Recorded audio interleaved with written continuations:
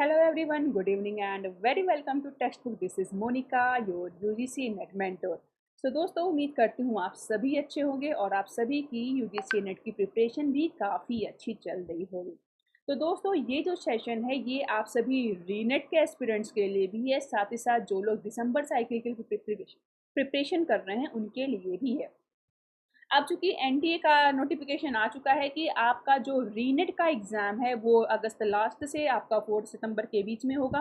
तो आपके पास अभी भी अच्छा खासा टाइम है, आप अपनी प्रिपरेशन को और बेटर कर सकते हैं। साथ ही साथ वो एस्पिरेंट जिन्हें दिसंबर साइकिल के लिए एग्ज़ाम देना है उनको उनके लिए भी अच्छी अपॉर्चुनिटी ये है कि उनके पास अभी पूरा का पूरा टाइम है 4 महीने का, जिसमें अगर वो चाहें तो अपना कमांड भी सिलेबस पे कर सकते हैं, साथ ही साथ अच्छे तरीके से प्रैक्टिस भी कर सकते हैं, जिससे कि केवल दिसंबर साइकिल का एग्ज़ाम देके ही वो अपना एग्ज़ाम क्रैक कर सकें। तो बहुत सारी स्ट्रेटजीज हैं आपको कैसे एग्जाम क्रैक करना चाहिए, किन टॉपिक पे कमांड बनाना चाहिए। तो दिसंबर साइकिल के स्प्रिंट के लिए मैं कुछ सेशंस लेके आऊँगी एडिशनल। बाकी जिन्हें रीनेट का एग्ज़ाम देना है दोस्तों, कुछ स्टूडेंट्स की क्वेरी आई थी कि मैम बता दो क्या स्ट्रेटजीज अभी फॉलो करें, अभी हमारे पास 40-45 दिन का टाइम है। तो फिर दोस्तों आप सभी को बताते चलूँ कि आपके लिए मैं सेशन जल्दी ही लेके आऊँगी, जहाँ पे मैं आपको ये बताने वाली हूँ कि कैसे इन 50 डेज़ को आपको सही तरीके से यूटिलाइज़ करना है, जिससे अगर आप मैनेजमेंट सब्जेक्ट्स एग्ज़ाम देने वाले हैं, तो आप अपना स्कोर कैसे और बढ़ा सकते हैं। तो इसी के साथ सेशन स्टार्ट करती हूँ। तो दोस्तों आप में से जितने न्यू स्टूडेंट हैं आपको बताते चलूँ कि जैसे यूट्यूब पे हम डेली 4 पीएम पे सेशन लेके आते हैं, सेम वैसे हमारा टेक्स्ट बुक का एक ऐप है। इस ऐप पे भी हम डेली 6 पीएम पे कुछ नए सेशंस लेके आते हैं। ठीक है, तो आपको क्या करना है, केवल ये ऐप इंस्टॉल करना है। यहाँ पे कोड्स भी दिए गए हैं, आप चाहो तो डायरेक्ट स्कैन करके भी हमारे ऐप पे विजिट कर सकते हो। तो जो पुराने सेशंस हैं उनका भी एक्सेस आपको मिल जाएगा, साथ ही साथ डेली जो नए सेशंस हो रहे हैं उनका भी एक्सेस आपको मिल जाएगा। ये बिल्कुल ही फ्री में है। साथ ही साथ अगर आप कोर्सेज लेते हो दोस्तों तो उसका भी एक्सेस आपको इसी ऐप के थ्रू मिलेगा। ठीक है, क्या बेनिफिट है, क्या कोर्सेज अवेलेबल है, वो सारी चीज़ें हम सेशन के एंड में डिस्कस करने वाले हैं। तो स्टार्ट करते हैं सेशन। और जैसा कि मैंने बोला कि अभी कुछ प्रैक्टिस सेशन कवर किए जा रहे हैं जो कि रीनेट वाले एग्जाम स्टूडेंट्स के लिए भी और दिसंबर साइकिल के स्टूडेंट्स के लिए भी हैं। इसके साथ ही साथ अगर आप कॉमर्स सब्जेक्ट से भी एग्ज़ाम देने वाले हैं दोस्तों, तो ये सेशन आपके लिए भी यूज़फुल है। एक बात ध्यान दीजिएगा, अगर आप कॉमर्स से आपको पेपर देना है तो मैनेजमेंट वाले सेशन आपके लिए इम्पॉर्टेंट है। क्यों? क्योंकि मैनेजमेंट का लेवल होता है टफ कॉमर्स के कंपैरिजन में। कॉमर्स का पेपर इसके कंपैरिजन में ईजी होता है। तो अगर आप कॉमर्स से पेपर देना चाहते हो तो मैनेजमेंट आप आराम से इस सेशन के थ्रू भी आप अपने प्रिपरेशन कर सकते हो, यानी कि एक तरीके से आपकी अच्छी प्रैक्टिस हो जाएगी क्योंकि 60% चीज़ें आपकी सेम है। लेकिन अगर आप मैनेजमेंट सब्जेक्ट से आपको यूजीसी का एग्ज़ाम देना है तो केवल कॉमर्स के सेशन आप मत देखिएगा दोस्तों, क्योंकि कॉमर्स का लेवल इजी होता है। अगर आप वो कोर्सेज देख रहे हो तो इसका मतलब आप केवल सिंपल क्वेश्चंस के लिए प्रिपरेशन कर रहे हो। आप खुद मेरे क्वेश्चन का पैटर्न देखते होगे, पैटर्न हमेशा आपका मॉडरेट टू टफ ही होता है। ऐसा नहीं है कि सिंपल क्वेश्चंस नहीं आते हैं, but simple question direct question केवल 30% ही आते हैं, 70% क्वेश्चन आपका टफ लेवल का होता है। इसलिए आपसे यही कहूँगी कि केवल जो मैनेजमेंट के सेशंस हैं आप वही सेशंस को देखो, अगर आप स्पेशली मैनेजमेंट सब्जेक्ट से एग्जाम देने वाले हो तो। स्टार्ट करते हैं आज का पहला क्वेश्चन। पहला क्वेश्चन है, which of the following is a characteristics of activity based costing. इसमें से कौन सा एक्टिविटी बेस्ड कॉस्टिंग के कैरेक्टरिस्टिक्स हैं? Reliance on volume-based cost driver, emphasis on assigning overhead cost based on direct labor hour, focus solely on the direct cost, या फिर identification of cost driver that reflect the consumption of resources by activity। तो activity based costing के characters क्या हैं? तो दोस्तों activity based costing है क्या? It emphasises identifying cost driver that accurately reflect the consumption of resources by various activity within an organization। ठीक है। तो किसी भी ऑर्गेनाइजेशन के अंदर जो भी एक्टिविटीज हो रही हैं उसमें कितने रिसोर्सेज को कंज्यूम किया जा रहा है उसके बारे में ये क्या करता है, आपको बताता है कि उस पर ओवरऑल कितनी कॉस्ट आपकी लगती है। देखो इसका नाम ही देख के समझ में आ रहा है, कॉस्टिंग का मतलब होता है असर्टेनमेंट ऑफ कॉस्ट, कॉस्ट को फाइंड आउट करना, कैसे कॉस्ट को, जो कि एक्टिविटी बेस्ड हो। तो यह एक तरीके का एबीसी कॉस्टिंग एक एक्टिविटी, ये है क्या, एक कॉस्टिंग मेथड है, एक ऐसा अप्रोच है जिसके थ्रू क्या करती है कोई भी बिजनेस फर्म अपनी कॉस्ट को फाइंड आउट करती है। ठीक है। नेक्स्ट क्वेश्चन है मार्केटिंग का।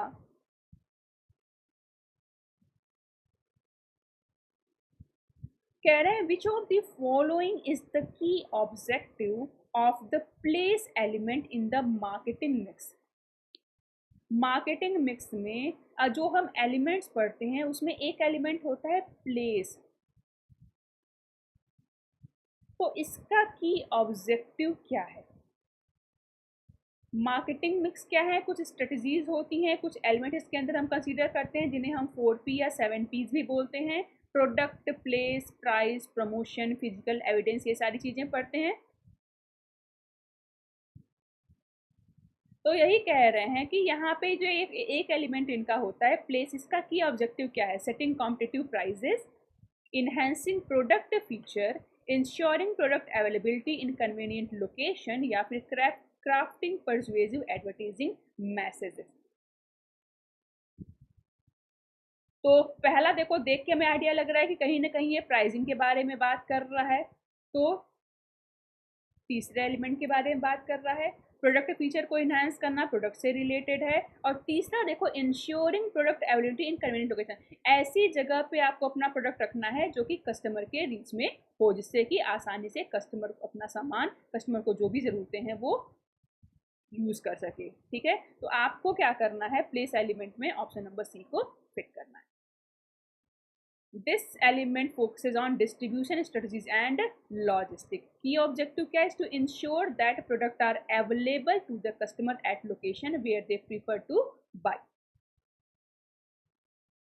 Next, the act of throwing on board cargo and other things from the ship to safeguard it from the total loss in time of peril it's called.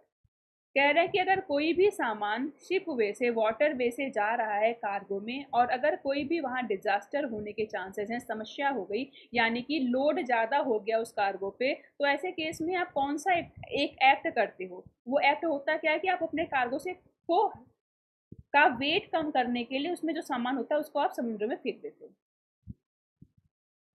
इस term को, इस act को बोलते क्या है, that is jettisoning, moral hazard, consequential peril, या फिर reverse इंडैमनिटी।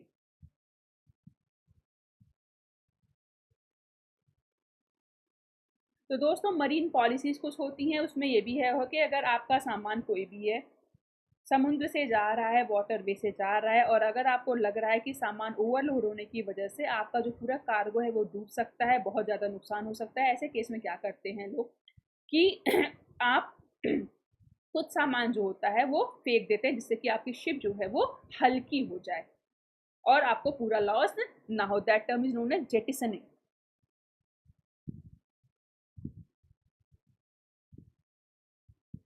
This is an deliberate act, जानबूझ करके इंटेंशनली किया जाने वाला एक एक्ट है, जहां पे करते क्या है, थ्रोइंग कार्गो और other object overboard from the ship to lighten the load. एक शिप के लोड को हल्का करने के लिए क्या कर रहे हैं कि हम कुछ सामान जो है वो फेंक दे रहे हैं जानबूझ कर।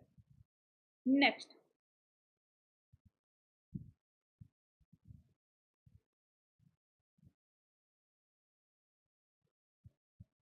नेक्स्ट क्वेश्चन डिविडेंड मॉडल पे बेस्ड है।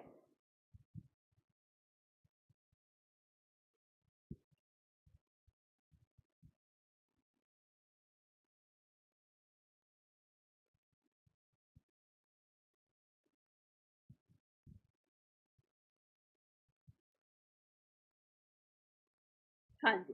तो यहाँ पे नेक्स्ट क्वेश्चन है, which model of cost of equity considers the expected growth rate of dividend इंडेफिनिटली।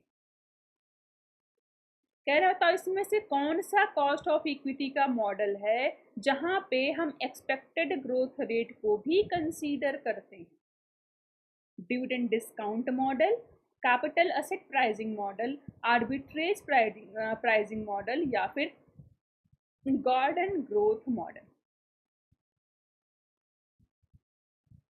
यहाँ पे ये कॉस्ट ऑफ इक्विटी का मॉडल है दोस्तों। कॉस्ट ऑफ इक्विटी मतलब required rate of return.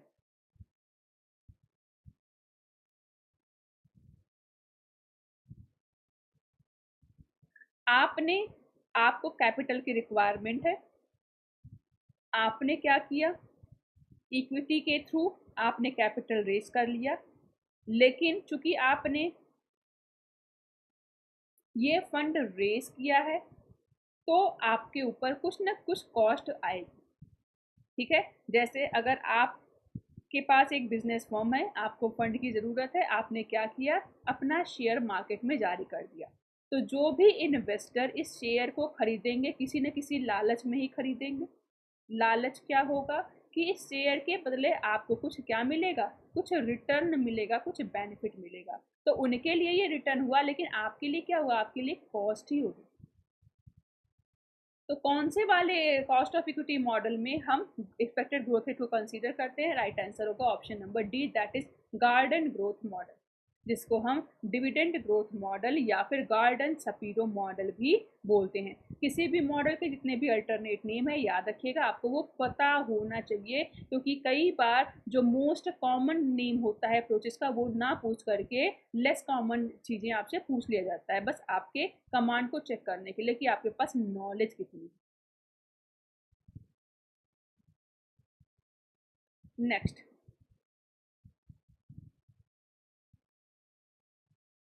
Assertion and reason पे बेस्ड क्वेश्चन है। कह रहे हैं one find always difference of opinion between the government and RBI regarding interest rate. Interest rate के रिगार्डिंग में जो गवर्नमेंट का या आरबीआई का ओपिनियन है, एंड रीजन में देना एक्सप्लेनेशन दे रहे हैं, while the main focus of the government is on growth and RBI always focused on growth. कह रहे हैं डिफरेंस का रीजन ये है कि गवर्नमेंट का मेन फोकस हमेशा ग्रोथ पे होता है, जबकि आरबीआई का मेन फोकस इन्फ्लेशन पे होता है। इन्हें ग्रोथ बढ़ाना होता है और इन्हें इन्फ्लेशन घटाना होता है, इन्फ्लेशन कंट्रोल करना होता है। तो क्या दोनों स्टेटमेंट सही हैं और इंटरलिंक्ड हैं?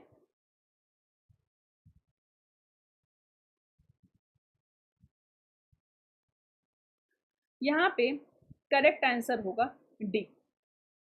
पहला स्टेटमेंट यहाँ पे रॉन्ग है।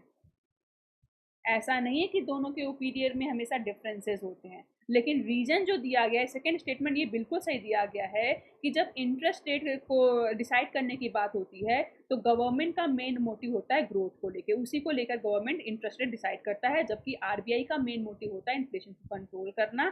इसीलिए वो कई टाइप के मॉनेटरी पॉलिसीज भी बनाता है, जिसके थ्रू क्या किया जाता है, आप इंटरेस्ट रेट जो भी डिसाइड होता है वो उसी चीज़ों को ध्यान में रखते हुए ही डिसाइड किया जाता है। नेक्स्ट, डेरिवेटिव प्रोडक्ट को लेके क्वेश्चन है। दोस्तों लास्ट डे हमने जो क्वेश्चन किया था डेरिवेटिव पे, वहाँ पे हमने मैच ऑफ द फॉलोइंग का क्वेश्चन किया था, जहाँ पे सारे टाइप के डेरिवेटिव के बारे में हमने बात किया था कि ये फ्यूचर कॉन्ट्रैक्ट क्या है, फॉरवर्ड कॉन्ट्रैक्ट क्या है, ऑप्शंस क्या है, स्वैप क्या है। ठीक है, तो फिलहाल इनसे एक क्वेश्चन बनता है, तो मैं इस पर एक आपको डिटेल सेशन आपके लिए लेके आऊँगी, जहाँ पे इन सब में जो मेन डिफरेंसेस होता है वो आपको बताऊंगी, क्योंकि बहुत सारा कंफ्यूजन लोगों को इस टॉपिक को लेके होता है। क्वेश्चन क्या है, a forward contract obligates the buyer to purchase and the seller to sell a specific asset at the predetermined price on a specified future date. Unlike future contract, forward contracts are traded on organized exchange and are subject to daily market making to market procedures, thus mitigating counterparty risk. Which of the following option correctly identify the inaccuracy in the statement? अब यहाँ पे देखो, forward contract को इन्होंने explain किया है। 4 option दे दिया गया। अब क्वेश्चन का पैटर्न समझना आप कि कैसे पैटर्न पे क्वेश्चन दिया, समझ लो एक तरीके का इन्होंने एक कॉम्प्रिहेंसिव दे दिया, एक स्टेटमेंट दे दिया, उसके बेसिस पे आपको 4 यहाँ पे स्टेटमेंट दे दिए और कह रहे हैं बताओ इसमें से कौन सा ऑप्शन करेक्टली आइडेंटिफाई कर रहा है इस स्टेटमेंट की इनएक्यूरेसीज को।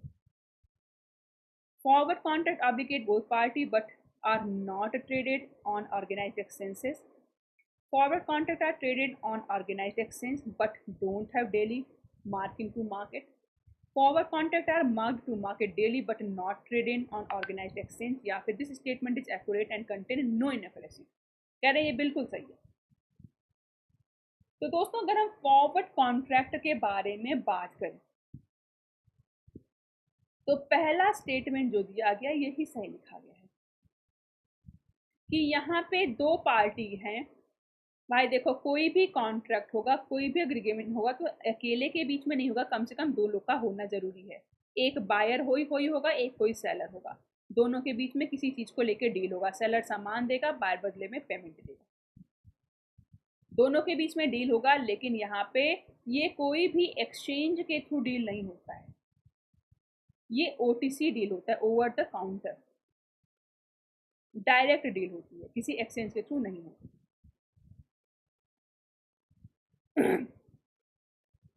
तो यहाँ पे पहला स्टेटमेंट जो है यही बिल्कुल सही दिया गया है कि भाई यहाँ पे मार्क टू मार्केट डेली नहीं होता और ना ही यहाँ पे एक्सचेंज के थ्रू ट्रेडिंग होती है।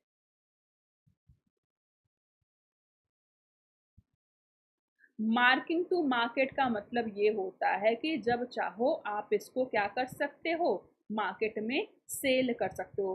रियल में ऐसा नहीं होता है। रियल में ये है कि एक बार डील हो गया, आपने कोई भी डेरिवेटिव कॉन्ट्रैक्ट कर लिया तो उसका एक डेट डिसाइड होता है, तो इसका सेटलमेंट कब होगा, जब वो मैच्योर होगा। ऐसा नहीं है कि जब चाहो आप क्या कर सको, डेली बेसिस पे उसको ट्रांजैक्ट करो या ट्रांसफर करो। नेक्स्ट क्वेश्चन है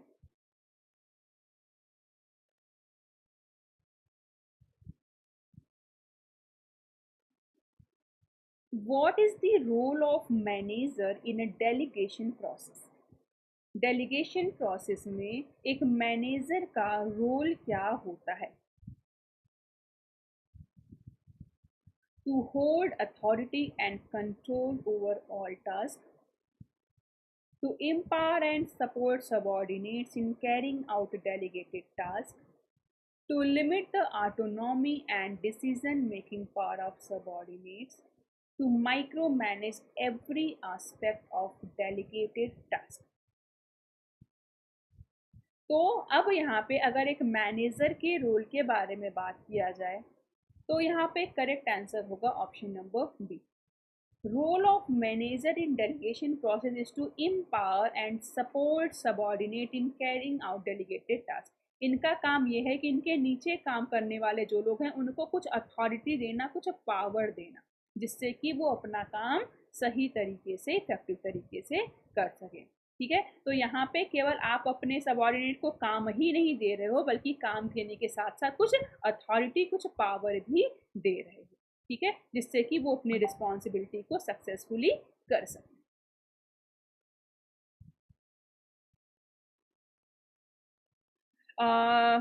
कुछ स्टूडेंट्स पूछ रहे थे कि मैम ऐप पे मैं एक्सेस नहीं कर पा रही हूँ, कोई भी क्लासेस मेरे को दिख नहीं रहे हैं। तो दोस्तों मैं आपको बता दूं कि अभी इस वीक ऐप पे आपके क्लास नहीं हुए हैं, कुछ पर्सनल इश्यूज़ की वजह से। ठीक है, तो परेशान मत होइए। नेक्स्ट मंडे जो आपका अपकमिंग मंडे है, अपकमिंग मंडे से आपका डेली बेसिस पे क्लासेस चलने वाली हैं। ठीक है, आपका फ्री क्लासेस भी चल रहा है और चलेगा, आपका पेड क्लासेस भी चलेगा। ठीक है, वाईटी वाले सेशंस भी आपके सेम पैटर्न पे यहाँ पे कंटिन्यू रहेंगे।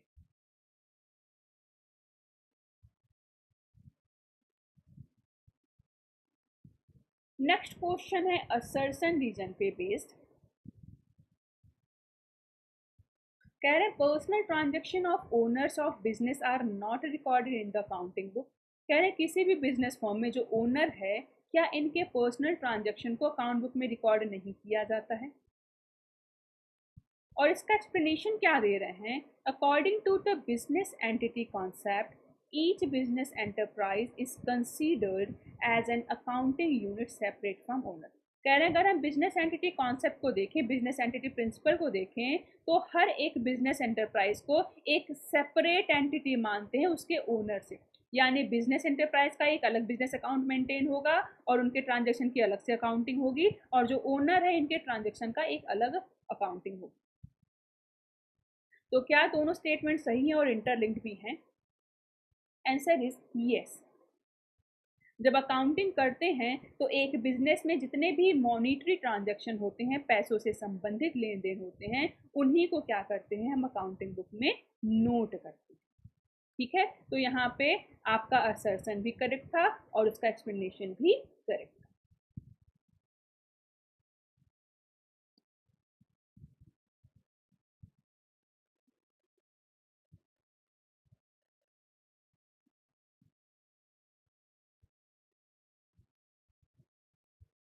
नेक्स्ट क्वेश्चन है माइकल पोर्टर के 5 फोर्सेस मॉडल पे बेस्ड। कह रहे हैं 5 forces model can be used to. 5 forces model को यूज हम कहाँ कर सकते हैं?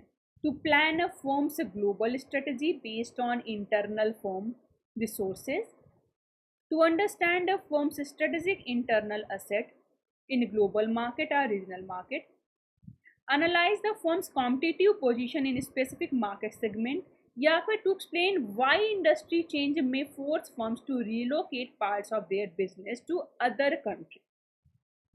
तो 5 फोर्सेस मॉडल भी इंपॉर्टेंट है, जैसे मैकिन्से का 7S फ्रेमवर्क और माइकल पोर्टर का 5 फोर्सेस मॉडल बहुत इंपॉर्टेंट है। लगभग हर बार इन पार्ट से क्वेश्चन आपका आता ही आता है।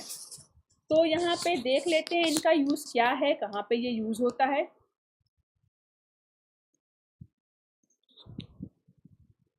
फाइव फोर्सेस मॉडल जो है ये क्रिएट किया गया था हार्वर्ड बिजनेस स्कूल के एक प्रोफेसर के द्वारा, जिनका नाम था माइकल ई पोर्टर, 1979 में।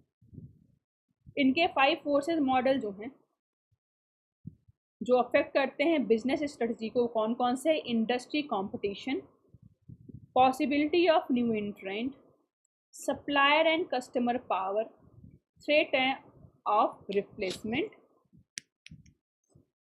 प्रोडक्ट। ठीक है,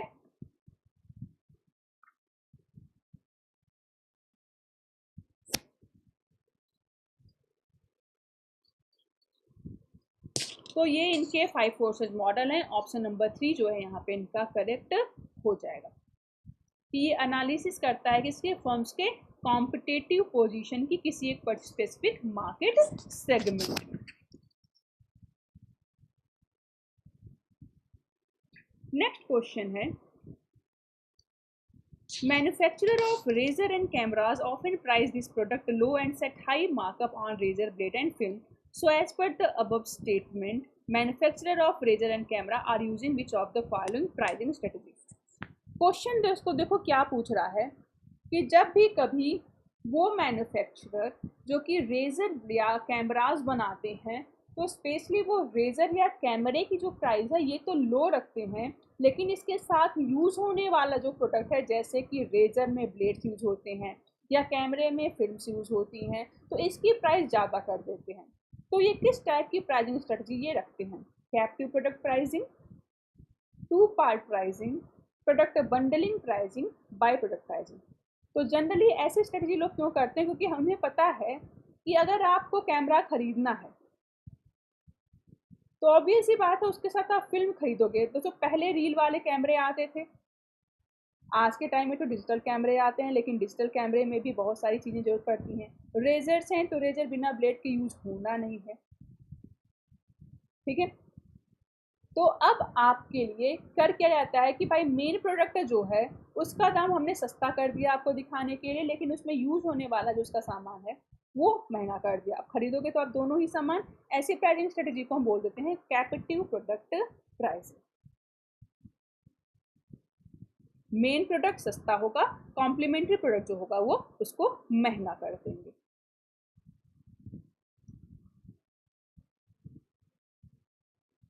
नेक्स्ट क्वेश्चन है, student T test was designed by. Statistics का क्वेश्चन है, कई सारे टेस्ट यहाँ किए जाते हैं, T test, Z test, ANOVA test. तो यहाँ पे टी टेस्ट का कॉन्सेप्ट किसने डिजाइन किया था? फिशर ने, विल्कॉक्सन ने, वॉल्फोइड्स ने या JWS गॉसेट ने?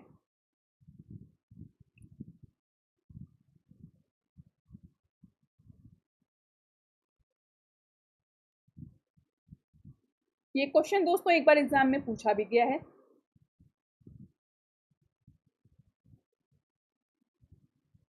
राइट आंसर होगा WS गोसेट ने, और इसीलिए इसे गोसेट टेस्ट भी बोलते हैं।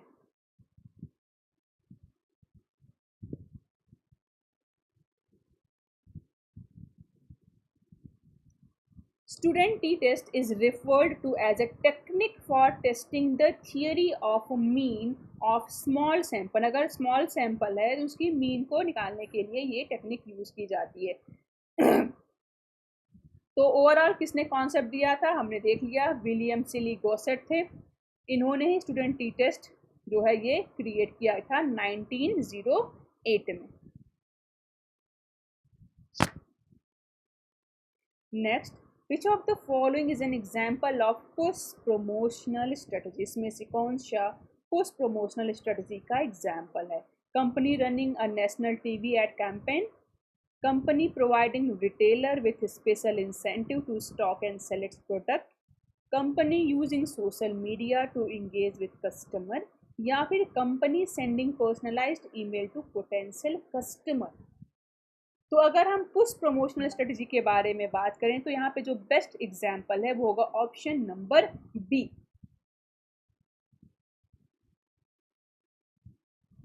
A company providing retailer with special incentive to stock and sell its product. Push promotional strategy क्या है? That focuses on pushing product through the distribution channel to the final consumer. तो पुश प्रमोशनल स्ट्रेटजी में क्या है कि आप क्या कर रहे हो, आप डिस्ट्रीब्यूशन चैनल के थ्रू अपने प्रोडक्ट को कस्टमर तक पहुंचा रहे हो। ठीक है, मैन्युफैक्चरर है, उसने क्या किया, होलसेलर को सामान दिया, होलसेलर ने रिटेलर को दिया, और रिटेलर ने क्या किया, फिर जाके कंज्यूमर तक वो सामान पहुंचाया। तो यहाँ पे बहुत सारे इंसेंटिव से आपको प्रोवाइड कराए जाते हैं, जैसे डिस्काउंट दे दिया गया, प्रमोशन या बोनसेस के थ्रू रिटेलर को इनकरेज किया जाता है जिससे कि वो आपका सामान क्या करे, इंड कंज्यूमर तक पहुंचा दे।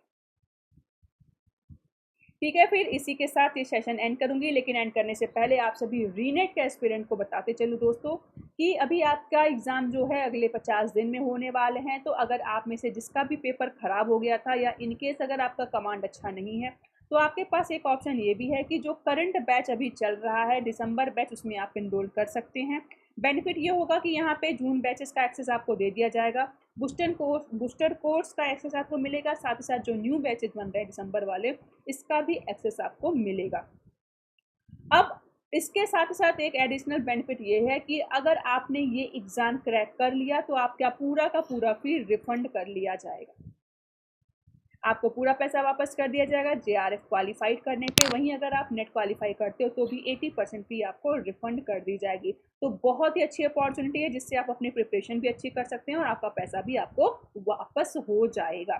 साथ ही साथ दोस्तों ये जो दिसंबर फाउंडेशन का बैच स्टार्ट हुआ है, यहाँ पे जो टफ यूनिट है और इम्पॉर्टेंट यूनिट है वो मैं पहले अब मैंने स्टार्ट किया है। जैसे जो फिनेंस के यूनिट हैं, यूनिट नंबर 4, यूनिट नंबर 5, काफ़ी इंपॉर्टेंट यूनिट है, इस बार भी इससे काफ़ी क्वेश्चंस पूछे गए थे।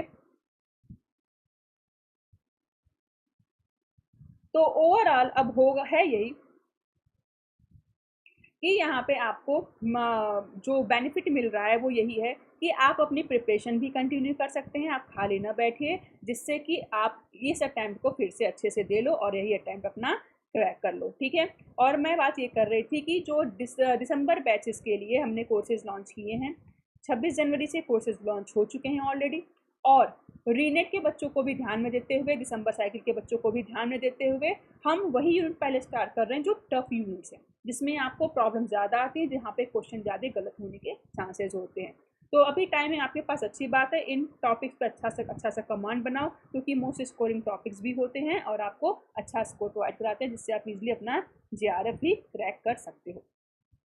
तो सारी डिटेल यहाँ पे दी गई है, डिस्क्रिप्शन में आपको सारे लिंक मिल जाएंगे। इसके अलावा कोई भी क्वेरी है तो आप यहाँ पे क्वेरीज के लिए भी कॉल कर सकते हैं। साथ ही यहाँ पे जो कमेंट सेक्शन दिया गया है वहाँ पे अभी आप कमेंट के थ्रू अपनी क्वेरीज को रेज कर सकते हैं। आई होप सेशन आपको पसंद आया होगा। पसंद आया तो लाइक्स और कमेंट जरूर करें। साथ ही साथ हमारे साथ चैनल पे बने रहें। चैनल अभी तक सब्सक्राइब नहीं किया है तो ज़रूर से कर लो, जिससे कि जो भी सेशन आए उसका एक्सेस आपको मिलता रहे। तो फिर इसी टाइम पे कल फिर मिलते हैं। आज के लिए इतना ही। Thank you so much.